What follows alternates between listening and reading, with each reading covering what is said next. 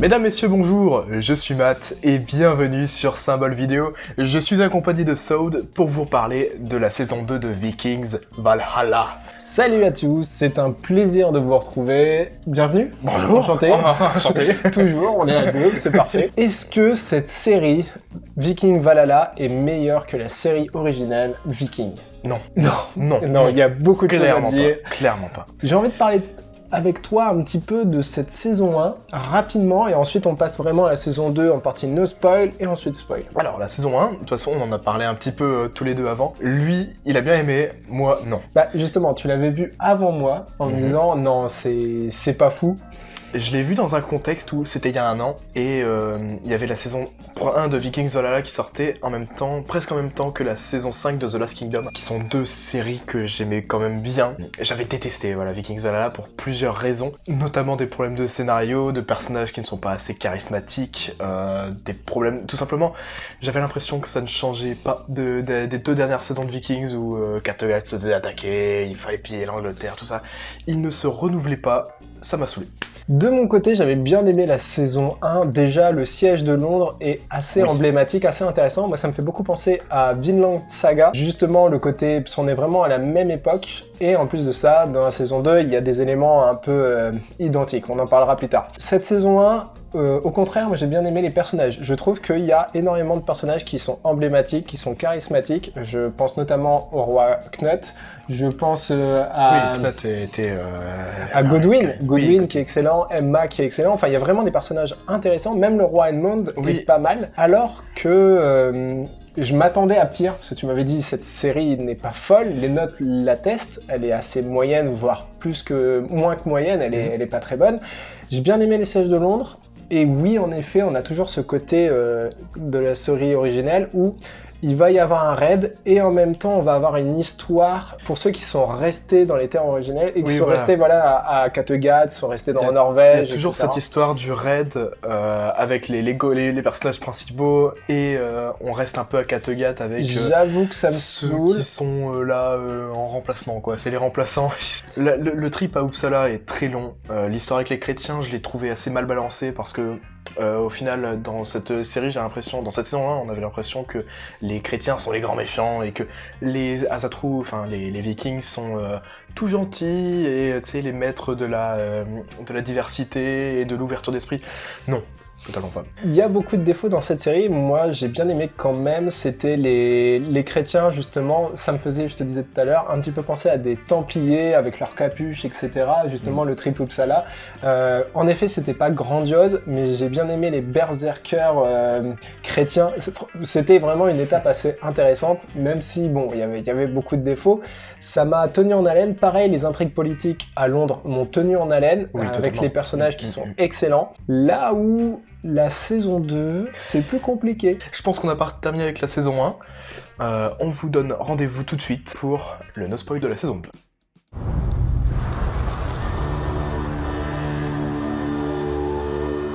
Dis-moi tout. Cette saison 2, en parlant no spoil, il y a très peu de rythme. C'est plat. Nos personnages qu'on a donc dans la saison 1 sont un peu dispersés un tout petit peu partout dans... Et les personnages emblématiques qu'on aimait bien dans la saison 1 s'en vont. C'est vrai qu'on a Knut qui était parti en milieu de saison 1. Ne vous attendez pas à le revoir avant quelques épisodes, ce qui est dommage parce que sa présence a un vrai plus. Sinon, dans l'histoire, il y a certains personnages qui prennent un peu plus d'importance et un peu plus de charisme. Je pense à Leif ou Harald qui ont gagné certains points chez moi. Freydis qui en a perdu énormément. Moi, j'ai envie de te parler justement, c'est ce qui pêche dans Vikings Valhalla, c'est vraiment le scénario. Alors, il y a une chose fondamentale qu'on sait, on a une période où on arrive à la décadence des Vikings. Donc, on sait que ça va pas être glorieux, il reste encore pas mal de batailles qui vont être sympas, mais on doit voir cette chute inexorable des Vikings, et donc forcément il va y avoir des batailles perdues, il va y avoir des moments de doute, il va y avoir la chrétienté, le christianisme qui devient de plus en plus fort, l'établissement des rois, des citadelles toujours plus puissantes et donc moins facile de faire des raids. On va voir les Vikings galérer. C'était un peu l'ambition de Vikings Valhalla, en sachant que le réalisateur en a parlé, il veut faire 3 saisons sur ce qui se passe Vikings Valhalla saison 1 à 3 avec nos personnages, personnages, et ensuite, s'il peut, si la série n'est pas annulée, faire ces saisons 4, 5, 6 avec les descendants et vraiment parler de cette chute et clore la saga Viking. Est-ce qu'ils auront le temps? Je ne pense pas, parce que c'est compliqué. Déjà, une saison 3, ce serait incroyable. C'est déjà commandé. C'est déjà commandé. 24 épisodes de commandés pour 3 saisons. Oui, pour 3 saisons, mais pas pour les 3 d'après, donc non, on verra voilà. bien. Donc on sait pas. Après, la saison 3 pourrait être intéressant parce qu'on devrait enfin attaquer... alors là, c'est des faits historiques, donc peut-être du spoil, peut-être pas. C'est qu'on va attaquer le Vinland, on va attaquer pas mal de choses. Parce que c'est un peu la quête de Leif. Oui. Bon, c'est peut-être un peu trop de spoil. Bah, en fait, c'est si vous êtes intéressé par le côté historique des Vikings, vous savez déjà à peu près ce qui va se passer. Non, mais si vous êtes intéressé par le côté historique, ne regardez pas Vikings. De toute façon, on l'avait vu avec Vikings, la série de base. Il y a des libertés prises forcément, mais... parce qu'on n'a pas assez d'informations, et même les informations qu'on a sur l'historique viking, c'est des on-dit et des on n'est pas sûr. On a quand même plus d'informations sur les événements qui se déroulent pendant Vikings Valhalla que Vikings premier du nom. Parce qu'il y avait des événements mélangés, parce qu'il y avait des batailles qui étaient inversées, il y avait... enfin voilà, c'était un peu différent, mais ça jouait beaucoup sur le mysticisme, je trouve, sur l'ambiance mystique. Et là, on l'a plus du tout. Pour moi, c'est tout le contraire. Je trouve qu'on retrouve vraiment cette ambiance mysticisme, mais plus à la fin de la saison 1, début saison 2, et après on arrête. C'est-à-dire que dans Viking Valhalla, on a vraiment un trip pendant plusieurs saisons, avec Ragnar qui perd un peu la tête, qui essaye de se retrouver, qui va se plonger vraiment dans les dieux. Même on a Loki, qui va avoir Floki, qui va avoir un changement d'attitude, de personnage, etc. Oui, une vraie évolution, oui. De plus ambiance mystique. Là, on a un peu ça, parce que Leif, au début de la saison 2, perd un peu la tête, etc. J'ai retrouvé cette ambiance-là. Heureusement, moi j'ai pas du tout aimé cette ambiance-là, donc heureusement ça s'arrête, mais on a d'autres soucis qui arrivent dans la saison. Et je pense que là on va être obligé de spoiler. Bah, oui, notre conclusion en no spoil, c'est malheureusement c'est plat, c'est une saison qui tente des choses, mais qui ne les réussit pas. Heureusement, il y a des points positifs. Il y a des points positifs, il n'y en a pas beaucoup, mais par exemple le voyage, parce que à chaque saison, il va se passer quand même quelque chose. Là, cette saison-là, il n'y a pas vraiment de raid, il n'y a pas vraiment de choses vraiment qui vous tiennent en haleine, comme la prise de Londres dans la saison 1. Oui, c'est vrai que la prise de Londres puis la chute de Kattegat étaient deux gros événements qui se passaient dans la saison 1. Mais là... c'est du voyage. C'est du voyage, c'est de la construction de personnages, mais voilà, ça pêche vraiment. Et on va en parler en partie spoil.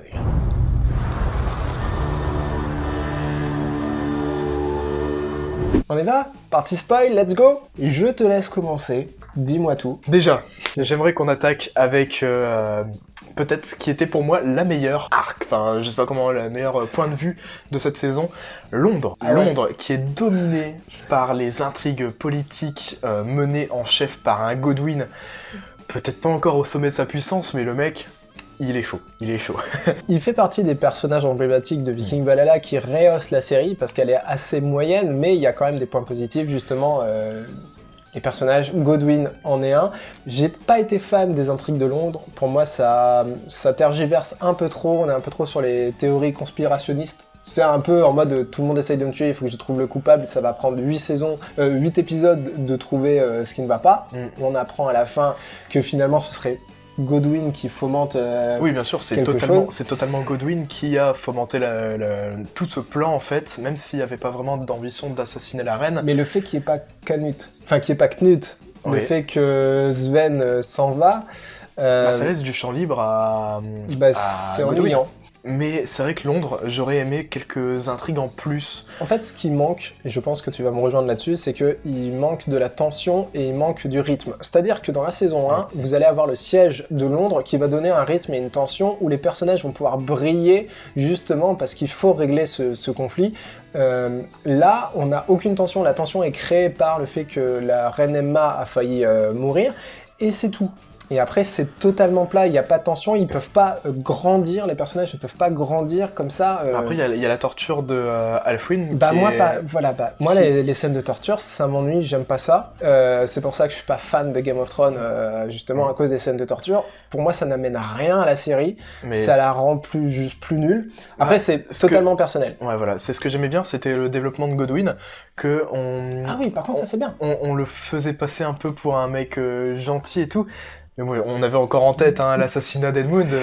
On a encore en tête que c'est un bon traître. Ouais, un sacré chien, ouais. Qui a toujours été vilain avec tout le monde, pour ne pas dire de gros mots. Si vous connaissez Game of Thrones, c'est un Baelish, c'est le mec, il ne se sert que lui-même, et son but ultime, c'est le pouvoir, et c'est ce genre de personnage, moi personnellement, que j'adore, tout simplement. Et quand tu as des Aemma, quand tu as des Sven, des Knut, c'est cool, mais c'est vrai que là, il y a... t'avais en fait pas beaucoup de personnages emblématiques à Londres, et c'est pour ça que j'aurais peut-être aimé plus de développement, plus d'intrigue, limite donner un peu moins à Freddys, parce qu'on va le voir juste après, parce que Freddys, c'est très difficile. En fait, il y a 3 histoires en parallèle. On a Londres, on a l'histoire de Freddys. Même 4, avec Kattegat et Olaf. Mais ça, c'est très rapide et oui, c'est très rapide, anecdotique. Et puis, c'est lié à Freddys, mine de rien. Oui, c'est lié à Freddys. Et après, on va avoir Leif et... Leif et Harald, oui. Et Harald. Justement, toi, ça a été ton passage préféré à Londres. Moi, j'ai pas été fan. J'ai préféré le voyage de Harald et de Leif, même s'il n'était pas parfait. Il a mené quelque chose de nouveau dans la série. C'était ça, en fait. On est habitué en fait dans Vikings depuis en fait la saison 5 environ, je pense, voire saison 4 partie B, à toutes les saisons se ressemblent. On va piller l'Angleterre parce que, je sais pas, il y a une histoire de meurtre ou de vengeance.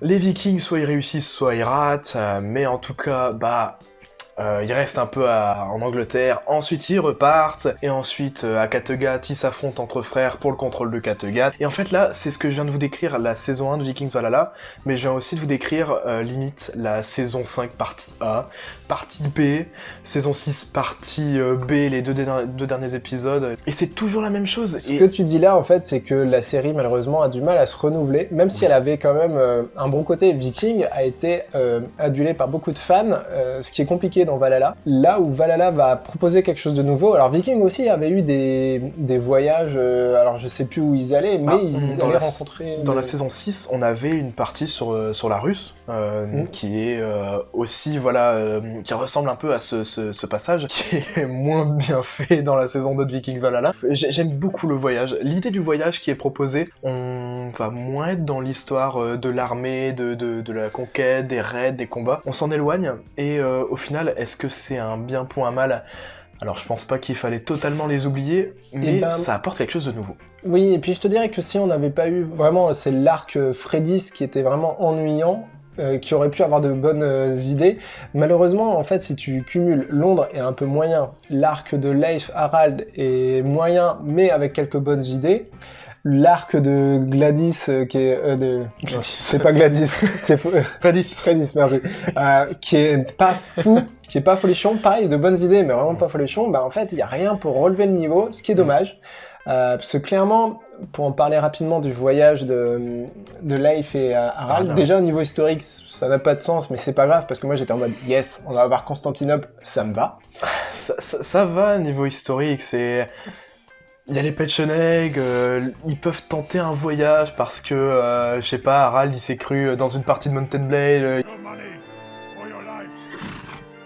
Il monte une expédition, il va recruter 3 pleu-pleu. Je vais faire du commerce. Oh non, il va faire 5 voyages, ça va être long. Il a monté sa caravane, il a donné 15 000 aux commerçants du coin, mais... Et moi, j'avais aussi en tête, je te l'ai dit tout à l'heure, c'est on a un Ragnar V2, c'est-à-dire que c'est un très bon combattant, on le découvre dans la saison 1. Saison 2, ça devient un érudit, ça devient un homme de science, et là, on a pareil avec Leif. Alors toi, tu n'aimes pas le développement du personnage. Le personnage de Leif, je le trouve inintéressant, il parle presque pas, il a pas vraiment d'expression. Même là c'est très arbitraire, mais c'est vrai qu'il a un truc, chez lui il y a vraiment un truc qui me rebute, et à la fin de la saison 1, quand il commence à massacrer des gens, tu vois qu'il est torse-poil avec 2 haches, couvert de sang, j'étais en mode...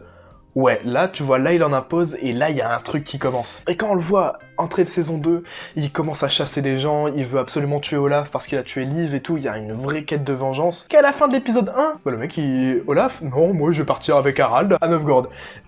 Je n'ai pas compris. Si vous pouvez m'expliquer... Je n'ai pas compris. Mais même la séparation de Freddys et puis d'Harald et Leif n'a pas vraiment de sens. Juste en mode, ah bon d'accord, il faut qu'il y ait plusieurs intrigues comme d'habitude. Mais c'est catapulté. Surtout que je trouve que Freddys n'est pas la bonne actrice. C'est très difficile de passer après Lagertha. Oui, et après, je pense pas qu'elle ait le même rôle, mais c'est vrai qu'en personnage féminin Si, elle a le même prédominant, rôle parce qu'elle doit gérer un arc scénaristique de celle qui est restée à Kattegat et qui lui arrive plein de galères. Freddy tient ce rôle-là pendant qu'Harald et Leif ont toutes les aventures. Bah après, finalement. c'est vrai que l'Agartha, elle avait plus la casquette de guerrière et de chef, Bah, et ce que elle t'avais avait dans la saison 1 pour elle avait Freddy. un vrai charisme, sauf que Freydis, elle a aussi la casquette de gardienne de la foi, défenseuse du peuple, grande guerrière bouclier, enceinte, et en fait, bah, Ouais, non, elle a plein de directions, mais elle rentre dans aucune en fait, elle s'engage jamais dans un truc. Et c'est toujours pour le pire, parce que dans la saison 1, elle était un peu énervante, mais elle était pas trop mal quand même, elle avait quand même de bons choix scénaristiques, alors que là, on s'ennuie. Alors, les Youngs Vikings, franchement, moi j'étais à fond, quand j'ai entendu ça, je me suis dit, yes, je veux, comme dans Vinland Saga, je veux des Youngs Vikings de manga. C'est vrai que, tout à l'heure je parlais du mal pour le pire, de peut-être parler de moins de raids, mais c'est vrai que les Young Vikings, j'aurais peut-être vu un ou deux raids, surtout que tu vois, ils ont des catapultes avec des trucs en feu, tu vois, ça, ils auraient pu faire des trucs trop stylés, des attaques de village. C'est censé être des mercenaires à la base. Là, je vois pas en quoi c'est des mercenaires. Nous sommes des Vikings supérieurs. Alors là, c'est le point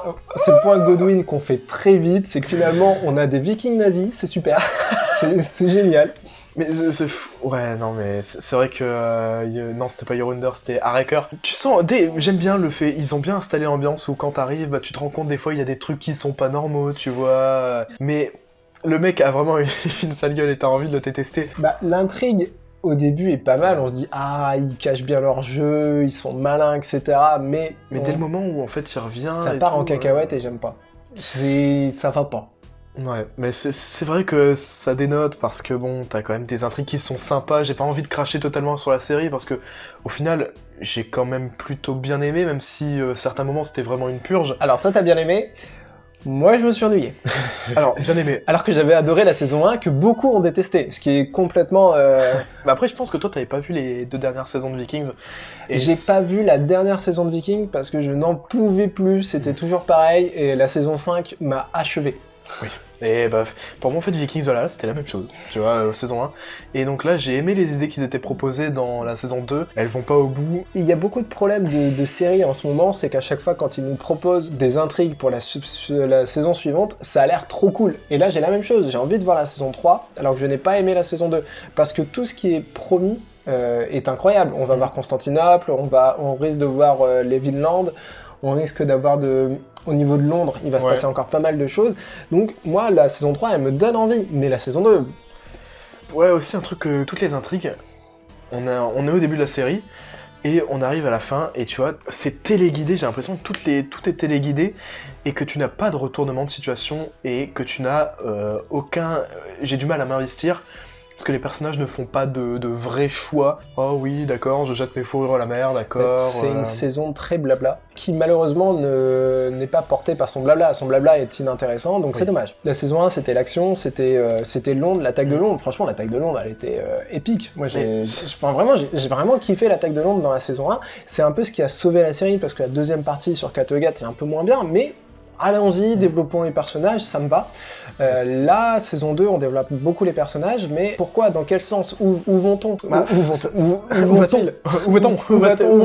Ça serait bien que ça soit plus développé dans la saison 3, que on ait vraiment la conclusion de toutes ces intrigues. En tout cas, il parlait peut-être de 3 saisons arc. Voilà, qu'on arrive à quelque chose, des choses impactantes. Je me sens pas impliqué dans l'histoire, tu vois. On part de Constantinople, leur groupe, ils ont des têtes sympas, mais pour la plupart, on s'en fiche, hein, vraiment. Ça va, moi le voyage, c'est pas ça qui m'a le plus embêté, mais clairement... En fait, il y a des faits historiques. Olaf est très important dans l'historique, même... c'est un Olaf, oui. J'ai envie de le dire Gladys, mais c'est pas Gladys, c'est...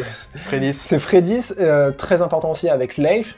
Donc ils peuvent pas faire n'importe quoi avec les personnages, même s'il y a beaucoup de liberté prise, malheureusement, ils ont pas le choix. Ils font déjà n'importe quoi, parce que Hirst, le réal, déjà on l'a vu avec Vikings, il s'en fiche des réalités historiques, lui, le mec, il prend juste des noms, et il assemble, tu vois, il fait des puzzles, le mec, au lieu d'imbriquer dans le puzzle, le mec, il sort son couteau, il fait la trace lui-même, tu vois. Est-ce qu'on partirait pas sur une conclusion? Oui. Parce que moi, j'ai tout abordé déjà sur la saison. C'est vrai.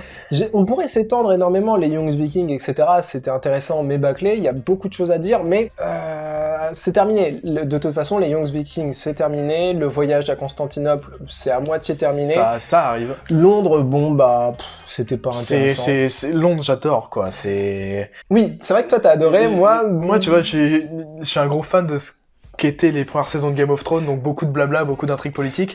J'aurais aimé en voir plus, limite, tu vois, avoir plus de personnages. Ouais, parce que là, je pense que c'est les scènes de torture qui m'ont bien refroidi. Il y avait 5 personnages à Londres, et bien sûr, t'as 3 points de vue différents, donc tu peux pas t'étaler, mais c'est vrai que tout tournait autour de Godwyn et d'Emma, donc au final, c'est bien, mais tu fais rapidement le tour. Oui, il n'y a pas assez de menaces, finalement, l'Angleterre est en paix, c'est plutôt tranquille, donc il n'y a pas assez de menaces. Même Emma ne pose aucune menace, tu vois, à chaque fois elle est en mode « Ouais, bah tiens, Godwyn, je le déteste, Godwyn, je vais le faire enfermer. » Elle fait jamais rien, quoi. Tout à fait. Elle torture sa meuf, mais... En conclusion, sur cette série, j'avais bien aimé la saison 1, de mon côté je suis assez déçu par la saison 2, mais il reste plein de bonnes idées, et une saison 3 qui semble prometteuse. Je sais pas ce qu'il en est pour toi. Mais oui, prometteuse, c'est ce que je m'étais dit à la fin de Vikings saison 1. Malheureusement, oui. Donc à Vikings saison 2, j'ai peur qu'il y ait qu'un épisode sur Constantinople et qu'ensuite il se barre parce que Harald il se tape l'impératrice, donc l'empereur romain va le découvrir. Voilà, j'ai peur que ça soit trop prévisible. On va se refaire du Viking, parce que nous, ce qui nous énerve, c'est qu'ils fassent la sauce Viking. On a une partie avec beaucoup d'action, une partie avec beaucoup de blabla dans un autre endroit, ce qui était le cas avec... à chaque fois, j'ai envie de l'appeler Gladys, mais c'est Freydis. J'ai peur pour l'arc suivant de Freydis, ça va pas être intéressant encore une fois. Leif et Harald vont nous proposer de bonnes scènes d'action pour la saison 3, j'en suis sûr, mais ce sera peut-être pas suffisant. Et l'Angleterre, il va falloir à un moment donné qu'il se passe quelque chose, parce que ça peut pas être... Il va se passer des choses. Il va se passer des choses dans la saison 3, donc à voir si c'est bien ce à quoi je pense. La décadence des Vikings, c'est intéressant. Alors c'est vrai que c'est pas de grandes batailles glorieuses, etc. Il y en a au programme, et ça promet quand même de belles choses, mais voilà, en conclusion... Et une Vinland. Oui, voilà, je sais pas si dans les trucs, le temps. Si, il y aura le temps, c'est l'histoire de Leif, mais... Mais ça promet quelque chose, le Vinland. J'ai hâte de voir, la saison 2 ne m'a pas convaincu, mais bon, il y avait quand même de bons éléments. On va s'arrêter là, c'était un plaisir de chroniquer la vidéo avec toi. Absolument, et de toute façon... On se donne rendez-vous, mesdames et messieurs, lundi, pour The Last of Us. Ah oui, j'avoue que The Last of Us, ça va être fou. En attendant, n'hésitez pas à commenter, à vous abonner, c'est toujours un plaisir. Mais en tout cas, on vous fait des gros bisous. Et on vous dit à la prochaine, prenez soin de vous. Ciao!